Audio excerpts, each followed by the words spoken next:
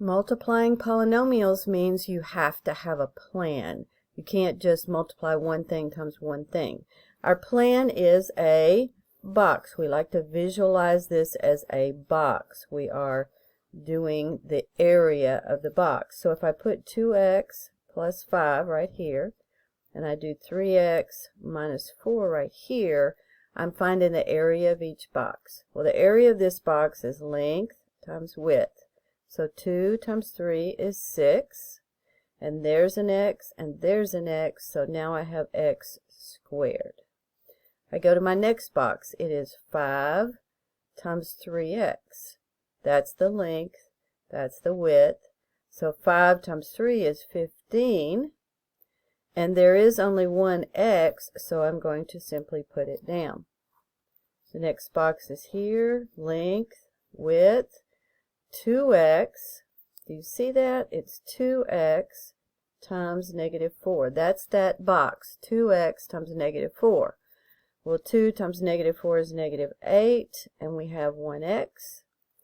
And the last box right here is 5 times negative 4. 5 times negative 4, length times width. 5 times negative 4 is negative 20. So now we have all of our boxes, but while we did our multiplication, we now have to do our addition. So I'm going to add all my pieces together. Now remember, we had a peanut right here. A peanut is a combined like terms. So we had 6x squared. We added 15 and negative 8, and we get positive 7x. And we get negative 20, which this is our answer. Alright, so let's go to the next one. Draw your box. 3x plus 5. I have two boxes because there's two pieces. 4x minus 7.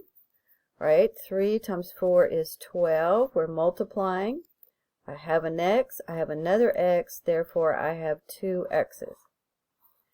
The next one is 5 times 4x, so 5 times 4 is 20, and there's only one x.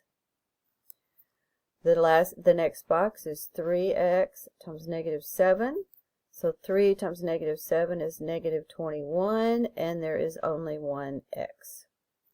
And the last box is 5 times negative 7. 5 times negative 7 is negative 35.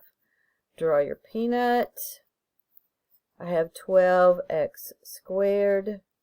If you add 20 plus negative 21, you get negative 1x minus 35.